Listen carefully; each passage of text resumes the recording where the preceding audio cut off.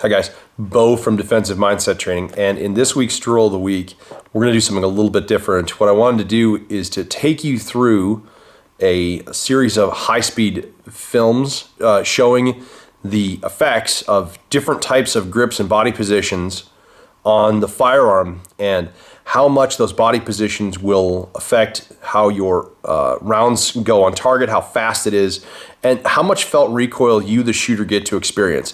This is actually super useful. I'll take students in class through this because it gives them the opportunity to really experience that body position adjustment really does make a big difference. And so the way this drill typically works is we'll put anywhere from, say, 6 to 10 rounds into a magazine, and we'll set up a target at 15, 20 feet away. And what we'll do is we'll have the student get into their best shooting position they possibly can. And then we'll set up camera at a few feet off to one side, and we'll record them under high-speed footage. And what it gives us the opportunity to do is use a program that allows us to go in and look at frame by frame what was happening to the firearm and the body of the student during the shot. And what you'll see as you start to watch these is major differences between the success or the failure of a grip by watching how the firearm itself moves during recoil. And so I really hope you enjoy this, and we'll see you in the next drill of the week. So this is a DMT student, Zach, and Zach is doing the burst drill. And with this program, I just want to give you the opportunity to see what it is happening with him and his body. Before I start to do a bunch of the drawing and stuff, though, I want you to notice something first off. So I'm going to go ahead and put a line here. I want you to watch this area of the hands. So really kind of focus in on this spot, kind of about right here. And what you're going to see is you'll actually see him flinch in the first shot. Now, if you watch this, what you'll actually watch is that muzzle will push downward as he goes to depress the trigger. That being the case, he's going to throw the round downward and toward the support side, which is this arm, the left arm. So when the bullet actually hit the target, it was down and to the left. So if you had your target like this, here's your crosshairs, his bullet hit somewhere over here. So again, watching this area right here, let's go forward nice and slow, see if you can see it. There. So let's go back frame by frame. So here we are, we're set up, he starts to depress, and look, there it tips, see the muzzle's dropping, bang, there's his first shot.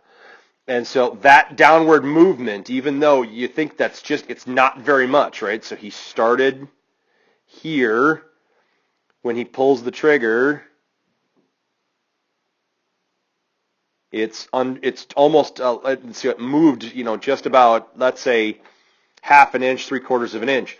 But that's a really big deal when you talk about a bullet. Remember, a little movement on our end makes a big difference downrange. This is the most true with precision rifle stuff. So now what we're going to do is we're going to go through the whole burst element, and there's a couple of things that we're going to want to watch for. So the first thing that we're going to do is we're going to mark up the firearm so that we get to see the changes in the body as he goes through this. So the first thing I'm going to mark up is where the bore line is. So here's his bore line right here. The next thing I want to mark up is where his body is. So here's his body posture here. So I'm going down the same way that his spine is going. Then I want you to notice that he's locked out right through here. So his access along his arms is right there. So now as he goes through, we're going to start to mark this up a little bit. So the first thing I'm going to do is I'm going to let him go through this first shot, and we're going to get to see the muzzle rise at the top of his first shot. So this is the change in muzzle rise at the first shot. You can see the difference there. So we're going to go back just a little bit again. So now that we've got that measured out, what I want you to watch is two things. One, you're going to see that big muzzle rise. The second, that what I want you to watch is right here along the center bore axis, the center axis right there. What I want you to watch is that this will actually begin to start to kind of go in a wave like that. That wave motion is what we call galloping, and galloping is a really big problem. It means the gun moves a lot, you get less more time, between the shots engaging on target, and it slows down your ability to get shots on target quickly. So let's go ahead and watch Zach go through this series of shots.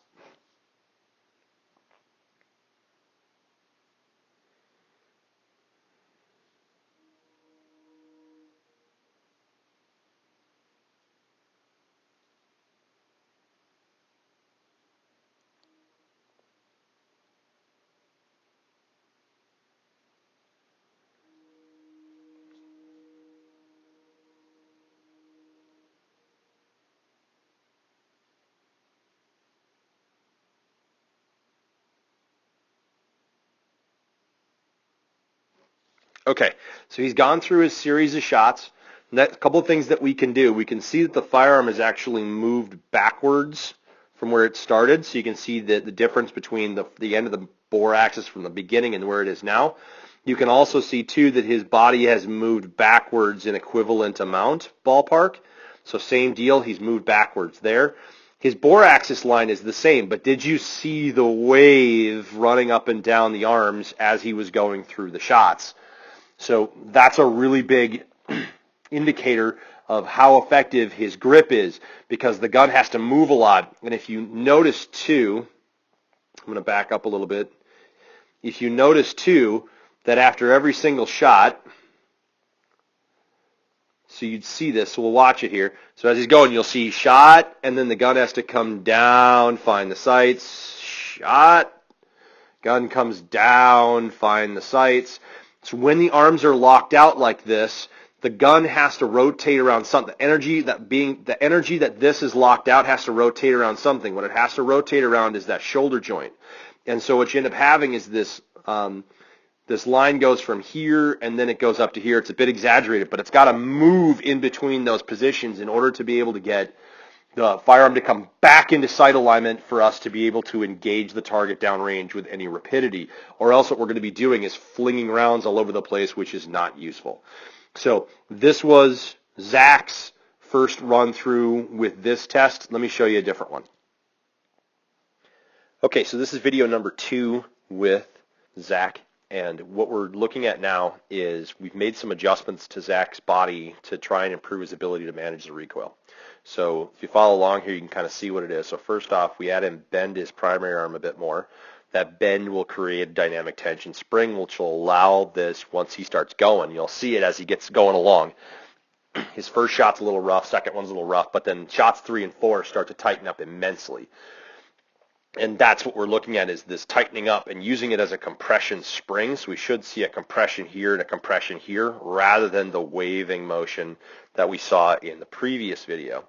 The next is that you'll notice that his left wrist is rotated way more. You can see the fingers actually coming up in this direction, and that's lifted up his primary arm higher now than that support arm, which is, or excuse me, the support arm is now much higher than the primary arm, which is here. So let's go through and set ourselves up. We'll see the same stuff that we saw before. Here's my bore axis line. Here's my center compression line. And you'll notice he's standing a bit more pressed forward than he was before. So he was more leaned backwards. He was kind of more like this. And now with a little bit more pressed forward, you should be able to control that recoil more effectively. So let's go through here. And there's 2 things I want to show you first. First is we're going to look at the first shot. So first shot, you'll see that it gets he's got a real big muzzle rise on first shot. There it is right there. So again, this is a new position for Zach, so he's got kind of a big muzzle rise right there. But now let's go down to further shots down line here. So right here, you'll notice that here he's actually underneath the line that he was before. So he's got a smaller muzzle rise by 3rd or 4th shot than he did by 1st and 2nd shot. That being the case, right, the muzzle is going to come back to sight alignment more quickly. So what I want you to watch here is we're going to see from shot number 1.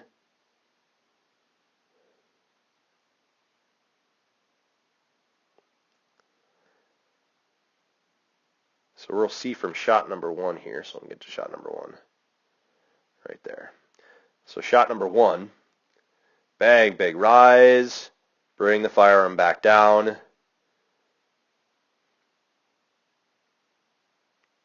There's his flinch. Bang, big rise, bring the muzzle back down. Now we're starting to get into the groove. There. No bringing it back down. He was right in sight alignment. Right in sight alignment again. Right in sight alignment again.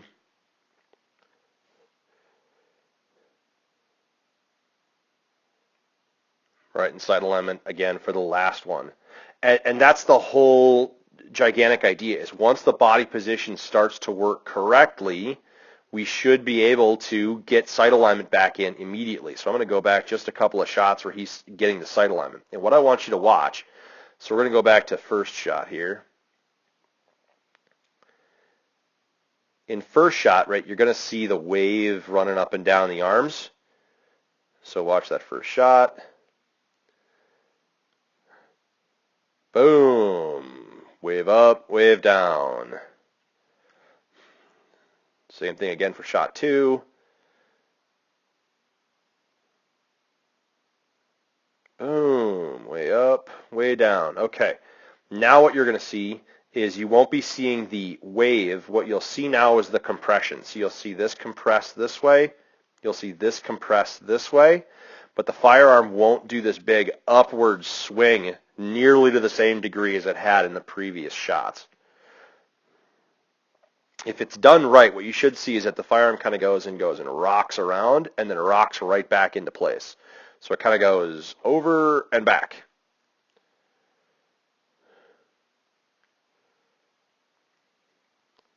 And back.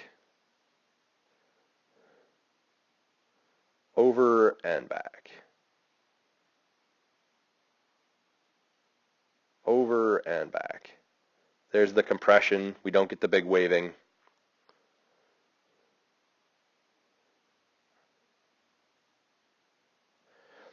So that was definitely an improvement from round number 1 to round 2.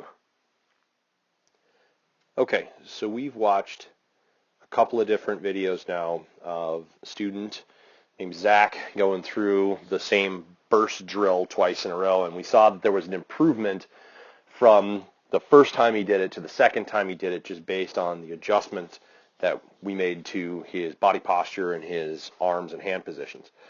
What we're going to do now, I just want to show you my own, so that you have an idea of sort of what it is we're trying to eventually be able to accomplish. I'm not saying that I'm the best in the world at this, but I am pretty good. So what we're going to do here is I'm going to go through and I'll show you the setup. So first thing you'll see is I'm in my good vice grip. So there's that vice grip engaging front and back. This elbow is not locked out, and my body posture is actually pushing forward onto the firearm. So I'm not leaning backward, I'm pushing forward. The hips are pushed back, they're not coming forward. This is really, really important in having good position. Then I come up and I get my support wrist, and you'll notice right as soon as I grab a hold of it, that wrist is rotated way forward. That support elbow is way higher than my primary elbow, and that both arms are slightly bent, so I have engaged in that dynamic tension spring between the two that will allow this gun to compress into position rather than to vibrate, that waving motion up and down the body as it goes off. So we're going to get set up. I'm using a 9mm Glock rather than using a SIG like he was using, but it really doesn't make any difference to an extent. He's got a benefit with that full metal frame, that the gun is heavier, it should move less, but he has a disadvantage in that his bore axis line, so the height of the bore to the top of the hand grip, is a lot higher on the SIG than mine is. And so my bore axis is a whole lot lower. It's, it's right here. I mean, it's really, really tight to the top of my hand, which means it's much more and closer in line with bone structure, which means that I should have less recoil just by the physics of the handgun itself.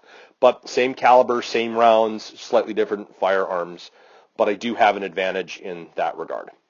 So same as before, as we did with Zach, first thing we'll do is we'll measure out where our bore axis is. So here's my bore axis right here. Here's my center line for my arms.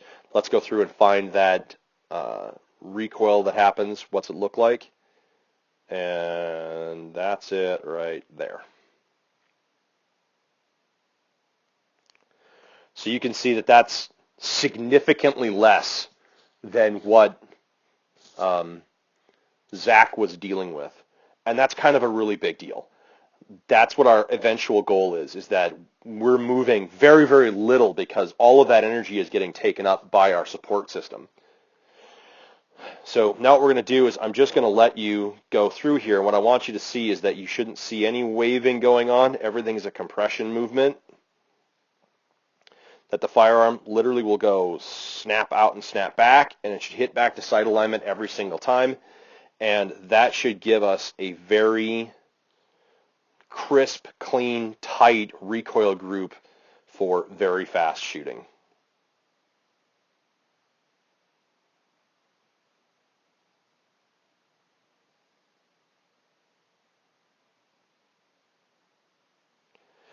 So you can see for me, because all of those compressionary forces were happening in a linear fashion, all of that push energy happens linearly. And so the only, if you will, loss of posture that I had was that I moved backwards ballpark an inch from where I had first started. But it was in a straight line. There's no upward trend. There's no downward trend. It's all in a straight line. And you'll note, even upon the last shot, my muzzle is still in line with the bore axis line that I had started with.